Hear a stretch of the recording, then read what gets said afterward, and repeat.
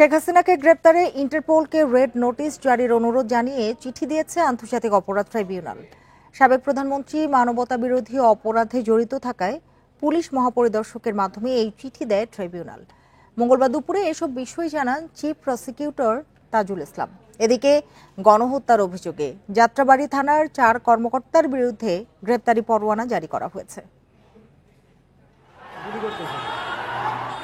জুলাইয়ে শুরু হওয়া বৈষম্য বিরোধী ছাত্র আন্দোলনে ছাত্র জনতাকে দমন করতে নির্বিচারে গুলি চালায় বিভিন্ন আইন শৃঙ্খলা বাহিনী ও আওয়ামী লীগ ও তার সহযোগী সংগঠনগুলো। আন্দোলনের তীব্রতা বাড়ার সঙ্গে সঙ্গে বাড়তে থাকে ক্ষমতাসীনদের নির্মমতার মাত্রা। ক্ষমতাকে কুক্ষিগত করতে সরকারি বাহিনীকে আগ্রাসী হয়ে ওঠার নির্দেশ দেন তৎকালীন প্রধানমন্ত্রী শেখ হাসিনা। এমন অভিযোগ স্বজনহারা পরিবারগুলোর। আন্তর্জাতিক অপরাধ ট্রাইব্যুনালে মামলার প্রেক্ষিতে তাই শেখ হাসিনাকে গ্রেফতারে রোববার ইন্টারপোলে চিঠি দেয় আন্তর্জাতিক অপরাধ ট্রাইব্যুনাল। মামলার আসামি পলাতক আছেন, দেশের বাইরে আছেন শেখ হাসিনা, তাকে আন্তর্জাতিক আইন অনুযায়ী ইন্টারপোলের যে ব্যবস্থা আছে, যে সিস্টেম আছে, সেই সিস্টেমের কাছে চিফ প্রসিকিউটরের অফিস থেকে আমরা রিকোয়েস্ট পাঠিয়েছি যে তিনি যেহেতু মানবতা বিরোধী অপরাধ সংগঠনের অভিযোগে অভিযুক্ত, তার বিরুদ্ধে গ্রেপ্তারি পরোয়ানা পেন্ডিং আছে, কিন্তু বাংলাদেশের জুরিসডিকশনের বাইরে তিনি চলে গেছেন। সেই কারণে আন্তর্জাতিক পুলিশিং সংস্থা হিসাবে ইন্টারপোল যাতে তাকে গ্রেপ্তার করার ব্যবস্থা নেয়। এদিকে যাত্রাবাড়িতে গণহত্যার ঘটনায় ওই থানার ওসি তদন্ত জাকির হোসেন সহ 4 পুলিশ সদস্যের বিরুদ্ধে গ্রেফতারি পরোয়ানা জারি হয়েছে। নিরপরাধ কোনো পুলিশকে হয়রানি করা হবে না জানিয়ে সবাইকে নিশ্চিন্তে দায়িত্ব পালনের আহ্বান জানান তাজুল ইসলাম। যাত্রাবাড়ি থানার তদানীন্তন ওসি তদন্ত জাকির হোসেন, সে এখন পলাতক আছে। এই জাকির হোসেনের বিরুদ্ধে সহ আরও 3 জন পুলিশ অফিসার যারা যাত্রাবাড়ির অ্যাট্রোসিটির সাথে, যাদের ব্যাপারে আমরা অকাট্য প্রমাণ পেয়েছি, এরকম 4 জন অফিসারের বিরুদ্ধে আমরা গ্রেপ্তারি পরোয়ানা চেয়েছিলাম, আদালত সেটা মঞ্জুর করেছেন। কোনো নির্দোষ পুলিশ অফিসারকে হয়রানি করা হবে না। এদিকে হত্যা মামলায় অভিযুক্ত সাবেক এনটিএমসি মহাপরিচালক মেজর জেনারেল বরখাস্ত জিয়াউল আহসানকে 1 দিনের জন্য জিজ্ঞাসাবাদের অনুমতি দিয়েছে আদালত। Ikramul Kabir, Independent News, Dhaka. Major Rashed, Tareq Ahmed Siddiqui, Ziaul Ahsan সহ 9 কর্মকর্তার নাম উল্লেখ করে আন্তর্জাতিক অপরাধ ট্রাইব্যুনালে অভিযোগ দাখিল করেছেন 2011 সালে র্যাবের গুলিতে পা হারানো লিমন হোসেন। এ সময় র্যাবকে সন্ত্রাসী বাহিনী আখ্যা দিয়ে নিষিদ্ধের দাবি করেন ভুক্তভোগী। মঙ্গলবার দুপুরে আন্তর্জাতিক অপরাধ ট্রাইব্যুনালে লিমন হোসেন অভিযোগ করে বলেন, র্যাব তাকে অকারণে গুলি করে, যার ফলে তিনি পা হারান। এরপর লিমনের বিরুদ্ধে অস্ত্র ও সরকারি আইনে বাধা সংক্রান্ত 2টি মামলা করে র্যাব। তার চিকিৎসাও বন্ধ করে দেওয়ার নির্দেশ দেন তৎকালীন স্বরাষ্ট্রমন্ত্রী। এরপর তারা র্যাবের বিরুদ্ধে হত্যা চেষ্টার মামলা করলে তাকে ও তার পরিবারকে নানাভাবে হুমকি ও হেনস্থার শিকার হতে হয়। তখন অভিযুক্তদের বিরুদ্ধে মামলা করতে পারেননি, তাই নতুন করে সুষ্ঠু বিচারের জন্য আজ আন্তর্জাতিক অপরাধ ট্রাইব্যুনালে অভিযোগ দায়ের করেন তিনি। পাশাপাশি তার পা হারানোর ক্ষতিপূরণও দাবি করেন লিমন।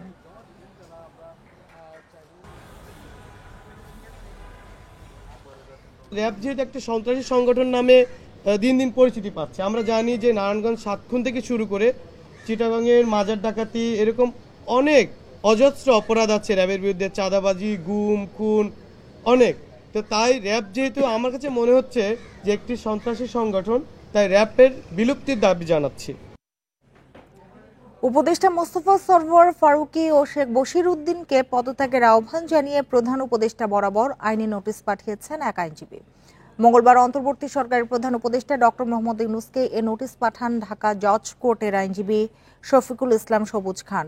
নোটিশ পাওয়ার 3 দিনের মধ্যে তাদের পদত্যাগ কার্যকর করতে বলা হয়েছে।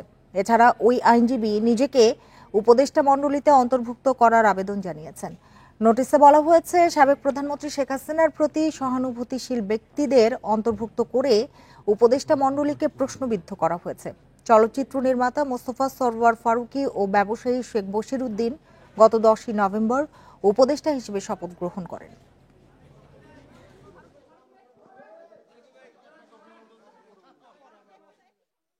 ত্যাগের বিনিময়ে প্রতিষ্ঠিত এই সরকারে অন্তত বিতর্কিত এবং স্বৈরাচার সরকারের সুবিধাভোগী এবং মুজিববাদ আদর্শের উপাদান বিদ্যমান আছে এমন ব্যক্তিদেরকে অন্তত উপদেষ্টা মণ্ডলীতে স্থান দেওয়াটা শহীদের রক্তের সাথে বেইমানি করার শামিল।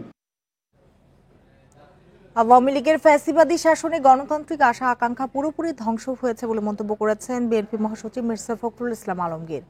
দুপুরে লালমনিরহাট সদরে শহীদ আবুল কাশেম মহাবিদ্যালয় মাঠে এক ফুটবল টুর্নামেন্ট উদ্বোধন করে একথা বলেন তিনি।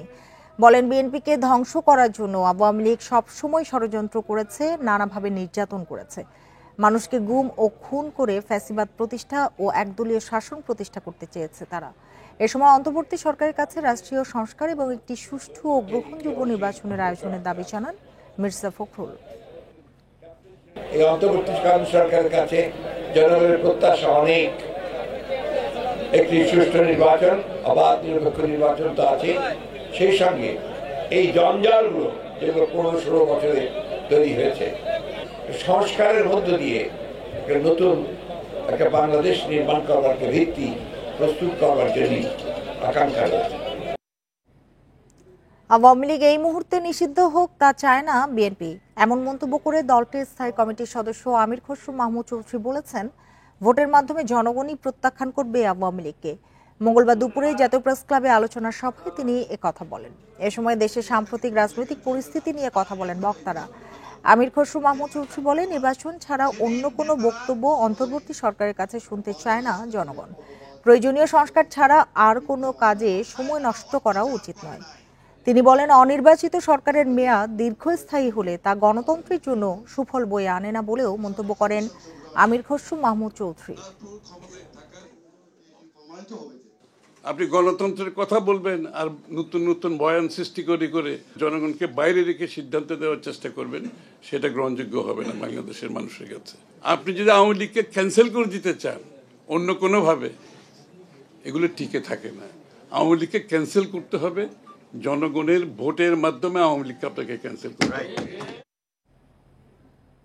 গণতান্ত্রিক আন্দোলনে অবদান নেই এমন অনেকে উপদেষ্টা সচিব হয়ে প্রকৃত আন্দোলনকারীদের সঙ্গে বিমাতা সুলভ আচরণ করছেন, এই মন্তব্য করেছেন বিএনপির সিনিয়র যুগ্ম মহাসচিব রুহুল কবির রিজভী। সকালে রাজধানীর নয়াপল্টনে বিএনপির কেন্দ্রীয় কার্যালয়ে ফ্রি মেডিকেল ক্যাম্প ও রক্তদান কর্মসূচির উদ্বোধনে একথা বলেন রুহুল কবির রিজভী। এ সময় তিনি কোনো উপদেষ্টা সচিবের আচরণের সমালোচনা করেন। বলেন, রক্তের ঋণে আবদ্ধ এই অন্তর্বর্তী সরকার আজকে যারা সচিব হয়েছেন, স্বাস্থ্য উপদেষ্টা হয়েছেন, তাদের আন্দোলনে কোনো অবদান নেই। জুলাই আগস্টে যারা প্রাণ হারিয়েছেন, অবদান রেখেছেন তারাই। আন্দোলনের মাধ্যমে এই পটভূমি রচনায় বিএনপির অনেক নেতাকর্মীও জীবন দিয়েছেন বলেও জানান রুহুল কবির রিজভী। পদায়ন করছেন, পোস্টিং করছেন, এটা অন্যায়। আমরা আপনাদেরকেও চিনে রাখছি, আপনারা কারা। আপনারা শেখ হাসিনারই দোসর। আপনারাই আজকে বিভিন্ন কথা বলে বিভ্রান্ত করে আপনারা সচিব হচ্ছেন, আপনারা অ্যাডিশনাল সেক্রেটারি হচ্ছেন, আপনারা উপদেষ্টার পদে বসে আছেন। অন্তর্বর্তী সরকার গণমাধ্যম সংস্কার কমিশনের রূপরেখা তৈরি করবে বলে জানিয়েছেন তথ্য ও সম্প্রচার উপদেষ্টা নাহিদ ইসলাম। বিকেলে সচিবালয়ে গণমাধ্যমের মালিক ও সিনিয়র সাংবাদিকদের সঙ্গে মত বিনিময় সভা শেষে তিনি কথা বলেন। তথ্য উপদেষ্টা বলেন, সরকার গণমাধ্যমের স্বাধীনতা নিশ্চিতে সাইবার সিকিউরিটি আইনের মতো গণমাধ্যমের কণ্ঠ রোধকারী আইনগুলো পর্যালোচনা করবে। গণমাধ্যম সংস্কারে দ্রুতই কমিশনের রূপরেখা হবে। এ সময় বিগত সরকারের অনিয়ম দুর্নীতি তুলে ধরতে গণমাধ্যম কর্মীদের আহ্বান জানান তথ্য উপদেষ্টা। সেই সাথে জুলাই বিপ্লবের বিভিন্ন ঘটনা গণমাধ্যমে প্রচারের কথা বলেন। সরকারের বিরুদ্ধে দেশে বিদেশে অপপ্রচার চালানো হচ্ছে অভিযোগ করে প্রকৃত সত্য তুলে ধরার আহ্বান জানান নাহিদ ইসলাম। এছাড়া বিভিন্ন গণমাধ্যমের কর্মীদের বকেয়া বেতন ভাতা পরিশোধের জন্য মালিকদের নির্দেশনা দেন তিনি।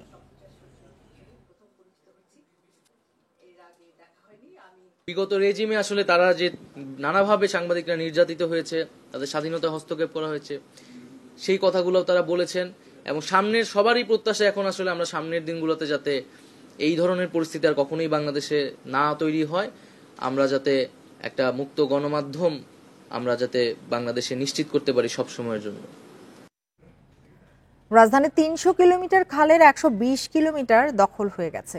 এসব জায়গায় নির্মাণ হয়েছে বহুতল ভবনও। দখলের কারণে কোনো খাল হয়েছে সরু নালার মতো। এসব খাল উদ্ধারে গঠিত কমিটি এরই মধ্যে কাজও শুরু করেছে। বিশেষজ্ঞরা বলছেন, আগে খালের জায়গা চিহ্নিত করতে হবে, তারপর উচ্ছেদ অভিযান। রাজধানীর মোহাম্মদপুরের রামচন্দ্রপুর খাল এটি। খালের জায়গা দখল করে গড়ে উঠেছে অটোরিকশার গ্যারেজ ও বহুতল ভবন। আগে ছিল আওয়ামী লীগ অফিস, এখন বিএনপির।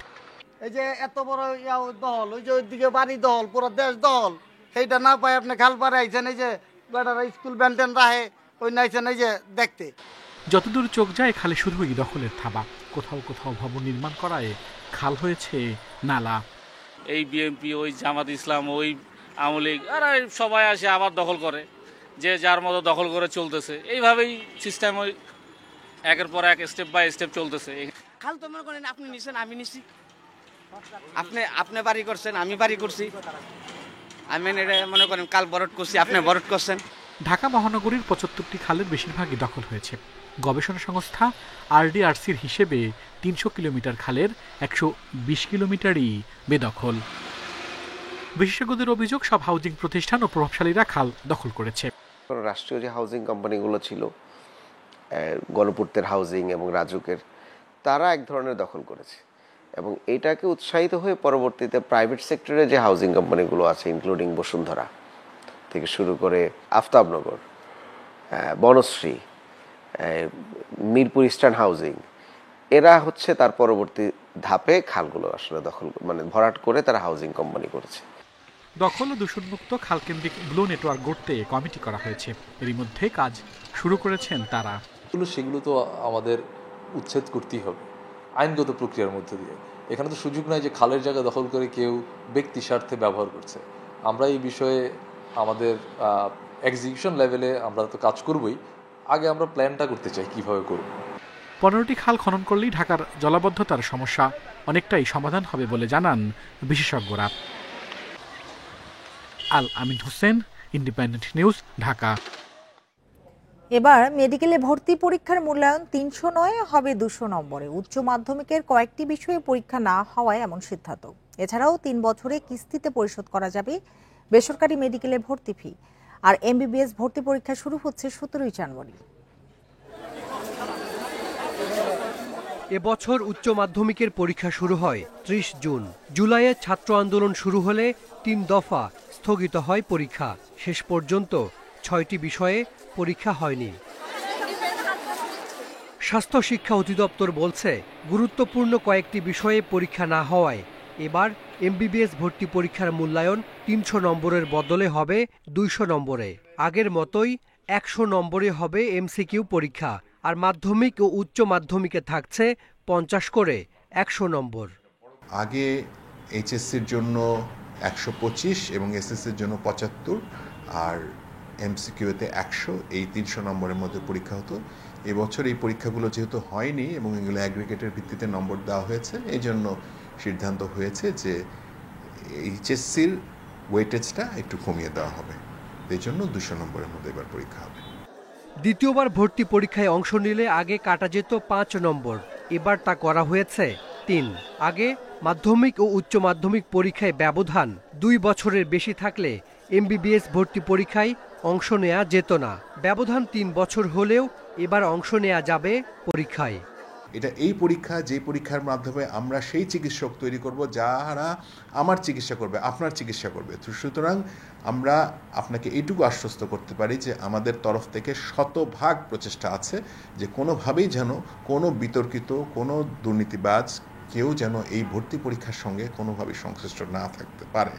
বেসরকারি মেডিকেল কলেজে ভর্তি ফি ১৯,৪৪,০০০ টাকা। পুরো টাকা ভর্তির সময় নেয় কলেজগুলো। তবে এবার থেকে ভর্তির সময় ৬০ ভাগ, পরের ২০ ভাগ ১.৫ বছরে এবং শেষ ২০ ভাগ টাকা পরিশোধ করা যাবে ৩.৫ বছরের মধ্যে। Hasan Misbah, independent News, Dhaka.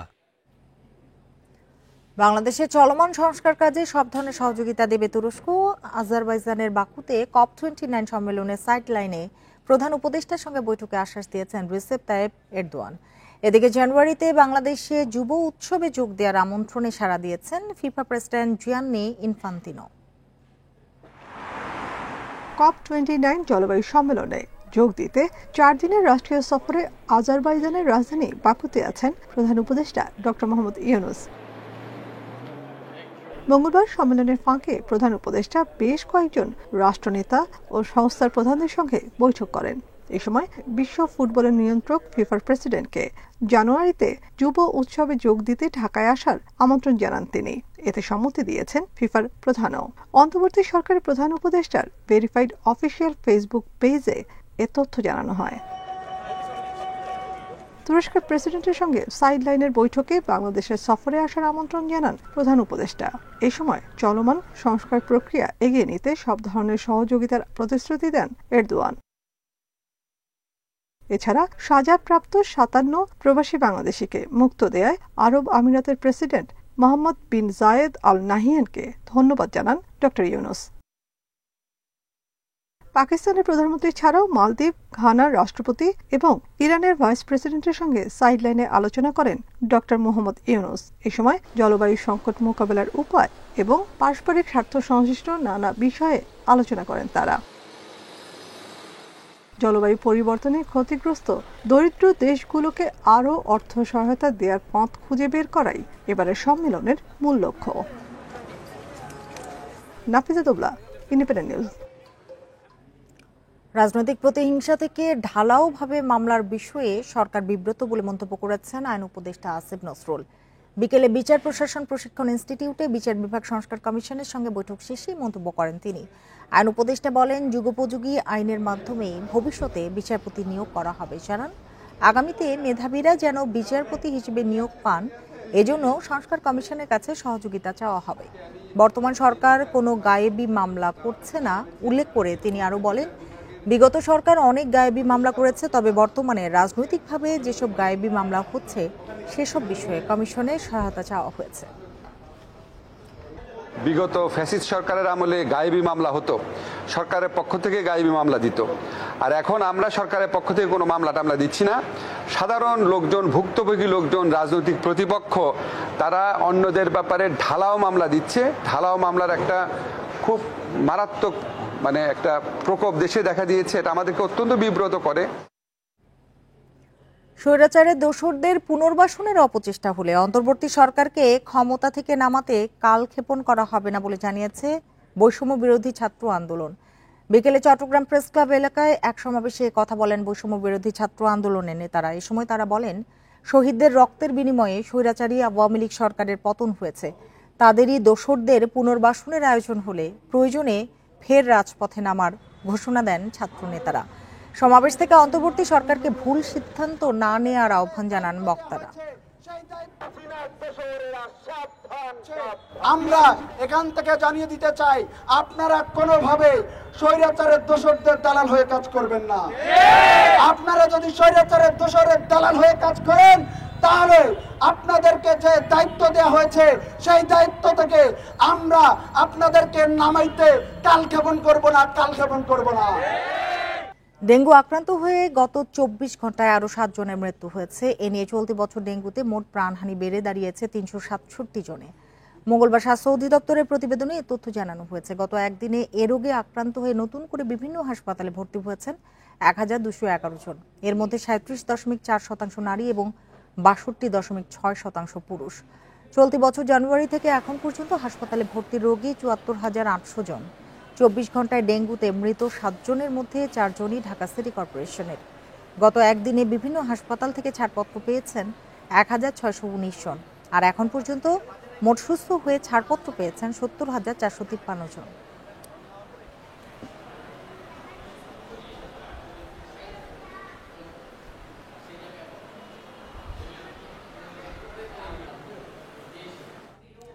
জগন্নাথ বিশ্ববিদ্যালয়ের দ্বিতীয় ক্যাম্পাস নির্মাণ প্রকল্পের পরিচালককে বরখাস্তের আশ্বাসে আন্দোলন প্রত্যাহার করে নিয়েছেন শিক্ষার্থীরা। দুপুরে সচিবালয়ের শিক্ষা উপদেষ্টার সঙ্গে বৈঠক শেষে কথা জানান তারা। এদিকে সহজেই সমাধানযোগ্য বিষয়ে শিক্ষার্থীদের আন্দোলন দরকার ছিল না মন্তব্য উপদেষ্টার। 5 দাবিতে সোমবার সচিবালয়ের সামনে অবরোধ ও বিক্ষোভ করে জগন্নাথ বিশ্ববিদ্যালয়ের শিক্ষার্থীরা।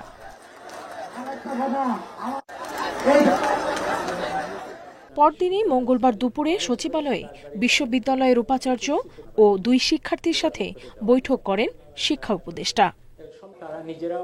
বৈঠক শেষে শিক্ষা উপদেষ্টা বলেন, বিষয়টি সহজেই সমাধানযোগ্য, এজন্য শিক্ষার্থীদের আন্দোলনের কোনো দরকার ছিল না।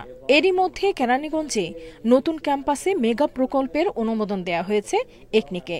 জগন্নাথ বিশ্ববিদ্যালয়ের জন্য কেরানীগঞ্জে একটা সম্পূর্ণ বিশ্ববিদ্যালয় ক্যাম্পাস, যেখানে ছাত্রাবাস থাকবে, প্রশাসনিক ভবন থাকবে, স্কুল থাকবে, একটা চিকিৎসা কেন্দ্র থাকবে, এরকম একটা প্ল্যান করার অনুমতি একনেক থেকে পাশ করে দেওয়া হয়েছে। পরে শিক্ষার্থীরা জানান, চলমান প্রকল্পের কাজ সেনাবাহিনীকে হস্তান্তরের বিষয়ে আশ্বাস দিয়েছে সরকার। এছাড়া কেরানীগঞ্জে জমি অধিগ্রহণ সহ অন্যান্য কাজ চলমান থাকায় আন্দোলন থেকে সরে আসার কথা জানান তারা। বর্তমান যে পিডি আছে তাকে বরখাস্ত করে আমরা চাচ্ছি যে সাবেক আর্মি কর্মকর্তা যারা আছেন তারা এটা দায়িত্ব নেবেন এবং প্রথম ফেজের কাজটার মধ্যে 15টা সেক্টর, 15টার মধ্যে 7টা এখনো কোনো টেন্ডার হয়নি। তো আমরা বলেছি যে এই 7টার কাজ যাতে আর্মিকে দেওয়া হয় এবং তারা এটার সাথে একাত্মতা প্রকাশ করে। দ্বিতীয় ক্যাম্পাস নির্মাণ কাজ সেনাবাহিনীকে দেয়া, প্রকল্প পরিচালককে অপসারণ সহ 5টি দাবি শিক্ষার্থীদের। নুরসেলিনা শিউলি, ইন্ডিপেন্ডেন্ট নিউজ, ঢাকা। শিক্ষা প্রতিষ্ঠানে পরিদর্শনে গিয়ে কর্মকর্তাদের ঘুষ চাওয়ার অভিযোগে তদন্ত করছে পরিদর্শন ও নিরীক্ষা অধিদপ্তর। সম্প্রতি 6 কর্মকর্তার বিরুদ্ধে এই অভিযোগ পেয়েছে শিক্ষা মন্ত্রণালয়। এর মধ্যে একজন কক্সবাজারে গণপিটুনির শিকার হন। গবেষকরা বলছেন, এসব অভিযোগ নতুন নয়, এখনই কঠোর ব্যবস্থা নেওয়া উচিত। শিক্ষা মন্ত্রণালয়ের আওতাধীন পরিদর্শন ও নিরীক্ষা অধিদপ্তর। এই দপ্তরের মূল কাজ প্রতিষ্ঠানগুলোর আয় ব্যয়ের হিসাব দেখা। গেল বৃহস্পতিবার কক্সবাজারের বিভিন্ন প্রতিষ্ঠানে নিরীক্ষা করতে যান অধিদপ্তরের শিক্ষা পরিদর্শক মনিরুল মাসুম। সে সময় বিভিন্ন প্রতিষ্ঠানে ঘুষ চাওয়ার অভিযোগ ওঠে মনিরুলের বিরুদ্ধে। এর জেরে ছাত্র জনতা তাকে গণপিটুনিও দেয়। যদিও অভিযুক্ত কর্মকর্তার দাবি, ঘুষ চাওয়ার কোনো ঘটনাই ঘটেনি, তার বিরুদ্ধে ষড়যন্ত্র হচ্ছে। এই বিষয়ে ঘুষ চাওয়া তো প্রশ্নই আসে না, কারণ আমার কাজই শুরু হয় নাই। প্রথম কর্মশালা শুরু হয়েছে 10 মিনিট পরেই ষড়যন্ত্র, জাস্ট একটা ষড়যন্ত্র। সম্প্রতি অধিদপ্তরের 14 জন কর্মকর্তা দেশের বিভিন্ন জেলার প্রতিষ্ঠান পরিদর্শন করেন। এর মধ্যে 6 জনের বিরুদ্ধে ঘুষ চাওয়ার অভিযোগ উঠেছে। শিক্ষা গবেষকরা বলছেন, এখনই কঠোর ব্যবস্থা না নিলে অন্যরাও অপরাধের সুযোগ পাবে। ছাত্র জনতার আন্দোলনের অভ্যুত্থানের মধ্য দিয়ে আমরা যে বাংলাদেশ বিনির্মাণের চেষ্টা করছি, সত্যি কথা বলতে কি, এই সকল দুর্নীতিবাজ কর্মকর্তা যদি থাকে তাহলে এটা রীতিমতো আমাদের যে ইচ্ছা এবং আকাঙ্ক্ষা, সে আকাঙ্ক্ষা কখনো বাস্তবায়ন হবে না। অধিদপ্তরের পরিচালক বলছেন, ঘুষ চাওয়ার বিষয়ে তদন্ত করা হচ্ছে, প্রমাণ পেলে কঠোর ব্যবস্থা নেওয়া হবে। একটা তদন্ত কমিটি করে দিছি এবং যারা তদন্ত যাবে, তদন্ত যদি দোষী সাব্যস্ত যদি হয়, আমি প্রশাসনিক সর্বোচ্চ ব্যবস্থা সেটা আমি নিশ্চিত করব ইনশাল্লাহ। গত 4 আগস্ট চাকরিবিধি উপেক্ষা করে ছাত্র জনতার বিরুদ্ধে মিছিল করার অভিযোগ রয়েছে পরিদর্শন ও নিরীক্ষা অধিদপ্তরের বেশ কয়েকজন কর্মকর্তার বিরুদ্ধে। তাদের মধ্যে অনেকের বিরুদ্ধে কোনো ব্যবস্থা নেওয়া হয়নি। এখন এসব কর্মকর্তা পরিদর্শনে গেলে ছাত্র জনতার প্রতিরোধের মুখে পড়ছেন। নূরে আলম, ইন্ডিপেন্ডেন্ট নিউজ, ঢাকা। এই ছিল এখনকার সংবাদ। ইন্ডিপেন্ডেন্ট টেলিভিশনের সব খবর আরো বিস্তারিত জানতে চোখ রাখুন ফেসবুক, ইউটিউব এবং এক্সে। ধন্যবাদ সবাইকে এতক্ষণ সাথে থাকার জন্য।